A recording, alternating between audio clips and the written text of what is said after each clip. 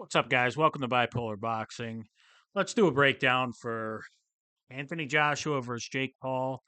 Never thought in my life I'd be saying that, but it's here and it's happening tomorrow.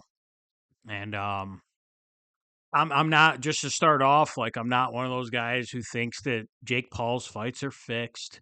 I definitely don't think this one's fixed.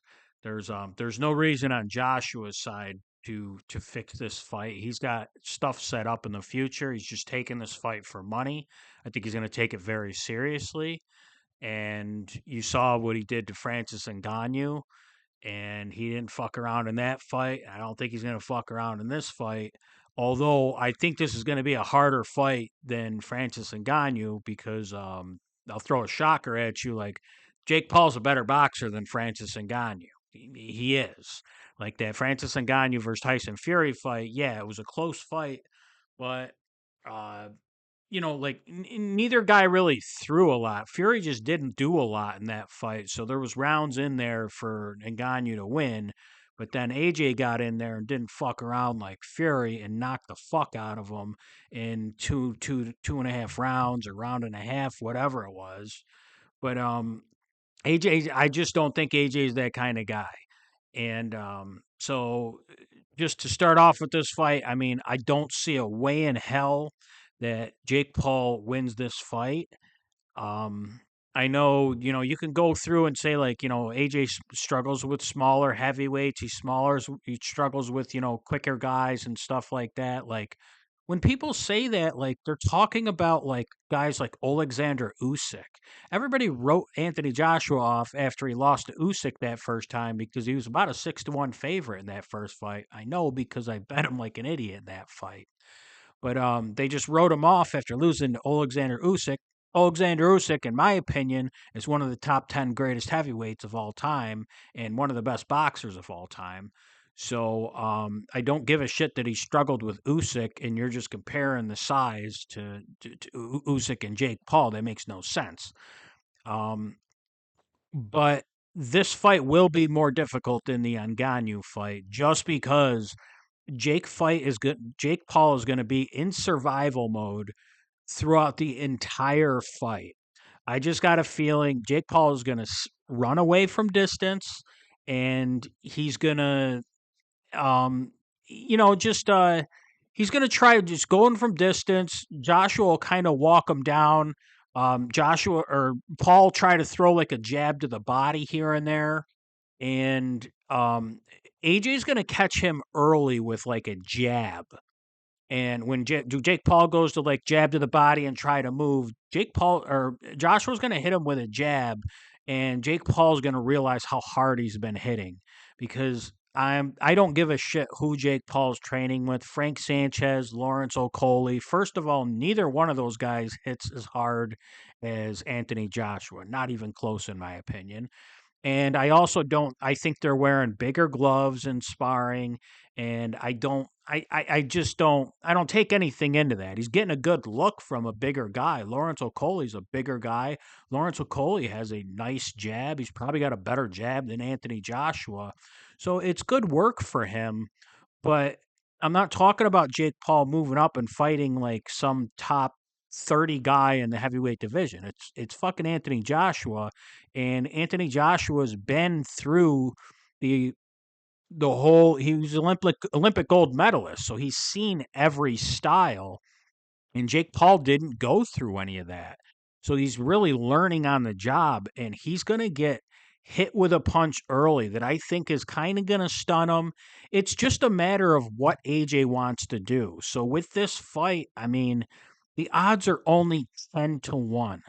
I bet, like, this week, I probably bet upwards of like 50 fights this week because we had the fight card last night. We had the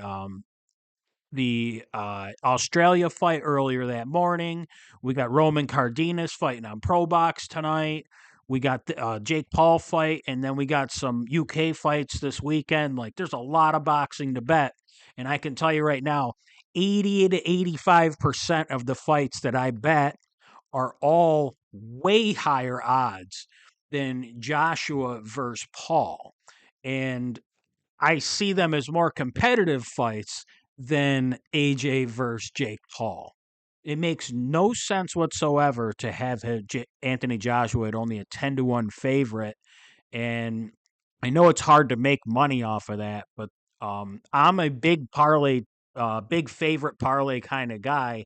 I'll take yesterday, I took all six heavy favorites in the UK card, and I mixed in John Hedges in there, and nobody barely lost a round in that, and it was like a 6-7 fighter parlay that paid out -220, and I crushed it, but I just been adding on Anthony Joshua to every single bet I've been making for the last like 3 months, and just because I'm not gonna, it's not really worth it to bet unless you got a lot of money to bet Jake Paul on the money line just by itself. I just throw him into a shit ton of parlays. I think it's a good. I'm not a value better kind of guy, but this is about as good as value as you're gonna see in the next 10, 20 years. I just I don't see it. I don't see how the hell. What is Jake Paul going to win rounds just dancing around off of his back foot? He might land a shot here and there. I just can't see Anthony Joshua chasing him down the whole fight, getting frustrated, losing early rounds, and then having to go for a knockout. I think whatever AJ wants to do, and yeah, it should be a knockout within the first 3 rounds. And, if he doesn't, everyone's going to say the fight's fixed or whatever, but AJ's just going to do whatever he wants in there. He's going to make sure he wins. He does have a lot on the line. We all heard that he's going to be fighting Tyson Fury probably like next September. I heard Eddie Hearn say he's going to be back in around February to fight whoever, and then the Fury fight will happen, late next year. So he's not going to throw all that away with taking a couple extra $1 million when he's already making 50 something $1 million. It just makes no sense whatsoever. And I just like Anthony Joshua to win this fight and win it by knockout. The problem is the odds on that are going to be crazy too. So from a betting perspective, you're just better taking like a bulk of rounds for AJ to knock him out in. And I think they're all right around like 4-1 or 5-1 or something like that for those early rounds. So if you like Joshua to win by knockout, maybe like um rounds 1 through 4, AJ by knockout. Because if he doesn't knock him out by then, um it might be a decision fight. Like I could see it happening just because I could see Jake Paul just running around the whole ring and just avoiding hugging and stuff like, even though that's going to be tiring as fuck too. Fighting off your back foot is tiring as shit.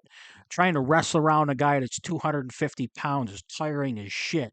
And Jake Paul might gas himself, and Joshua could get a late stoppage. But I don't like picking the method of victory in any boxing fight. I'm just not that kind of guy, because boxing is a fight where you don't have to knock anybody out. You just got to keep winning. And there's plenty of fighters out there that are really good. The best fighter in our sport, in my opinion, is Shakur Stevenson. I think he's the most skilled fighter in the sport. He don't go and knock people out. He's just that damn good, and he wins fights. And you all these knockout artists, like you got a guy like Raymond Muratalla goes out there and knocks people out. Is he a better fighter than Shakur Stevenson? No, because people don't, top level fighters don't give a shit about knockouts.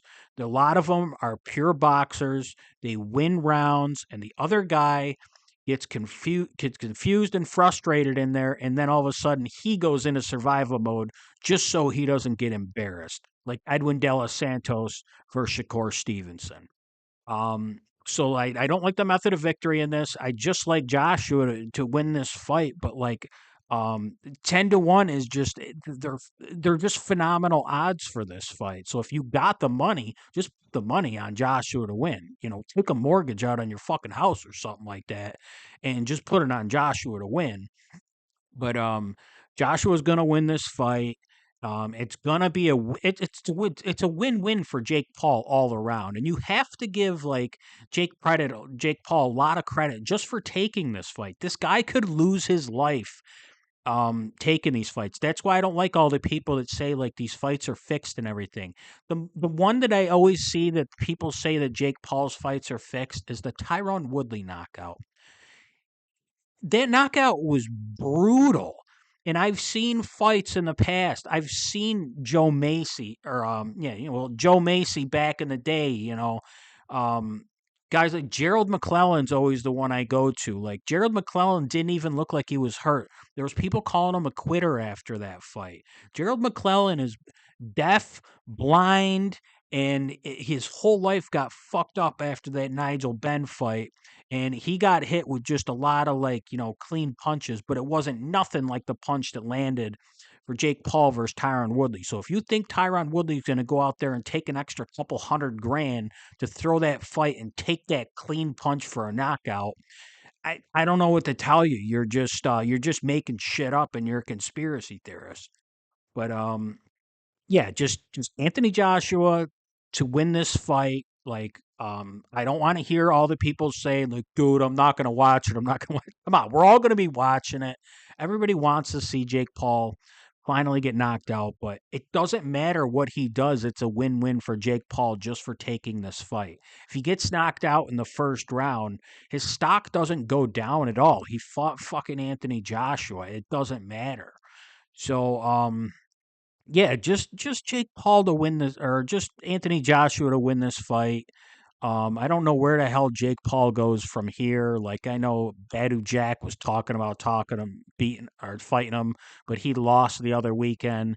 That other guy who beat him is probably going to want to fight Jai Opataya. Like the cruiserweight divisions up at the top is kind of jumbled right now. But maybe this will give Jake Paul an opportunity to go back down to cruiserweight and fight some of those just some of those guys that are like borderline top 10, top 15 guys. That's what I've wanted to see him do all time. I think Jake Paul's a halfway decent boxer, and there's not a lot of good fighters in that cruiserweight division. I'd like to see Jake Paul fight like two fights next year, and then maybe at the end of the year, if a guy like Joe Smith is still around, or Chris Billum Smith. Like I know Chris Billum Smith's not, he's only like a year or so removed from being a champion. Guy, I think Nathan Haney's in that weight division. Like I'm telling you right now, Jake Paul can be competitive with a guy like Nathan Haney or something. I know he's not a big name, but those are the guys that I would love to see him in with.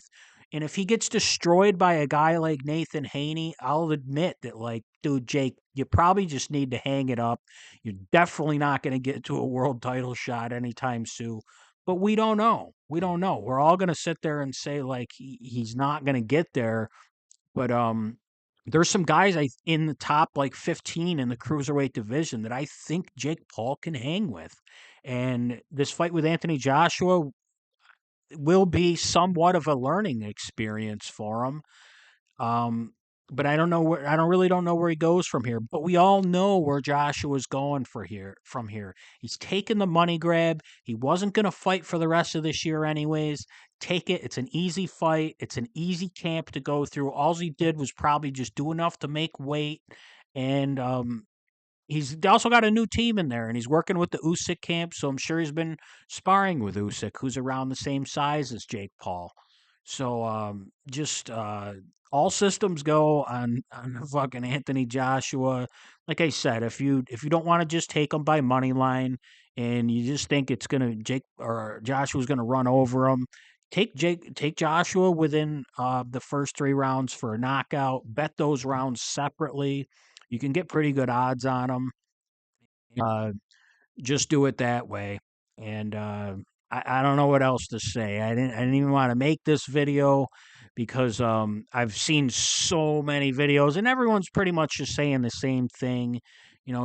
Jake Paul or Anthony Joshua in the first minute, Anthony Joshua in the first round. If it goes over the first round, it's rigged. Like, dude, boxing's not something to fuck around with. You can't just run after people and go knock him out. Like if he wanted to and he really had to, like if they said, "Hey, we'll give you an extra $5 million if you do knock him out in the first round," yeah, he would knock him out in the first round. But I don't think Joshua's going to take too many risks in there, and it's going to be hard just because, like I said, Jake Paul is going to be running for his life the whole fucking fight. But Jake Paul is going to get cracked early, and it's not going to be by something hard, and he's going to realize he fucked up taking this fight. And from then on, he's going to be in survival mode. And I see it every weekend. I saw it in yesterday's card on the UK. Like those big favorites, they hurt the guy early, and then the guy who's kind of a journeyman in the sport just goes into survival mode. Like a lot of those journeymen I watch, especially in the UK, some of them got literally their records like 6-70 and shit like that, and but they've only been knocked out like 5 times because they're just there to survive. They're there to give the other guy rounds, and that doesn't mean that the winner doesn't have a very dominant performance, and it's not that he couldn't knock him out. Um, but I've seen odds that are way higher than this. I bet 50-1 favorites all day, every single weekend. This fight is less competitive than those fights, and you're getting AJ at only minus 1,000. So there's just value there. Just bet AJ, and just cash your ticket, no matter how much it was. And it's going to be a fun spectacle to watch. We're probably going to get see Jake Paul get knocked out. So final decision, I'm just going to say, I'm going to say Anthony Joshua by third round KO. I don't know how brutal it'll be, but yeah, Anthony Joshua third round KO. Let me know what you guys think and enjoy the fight.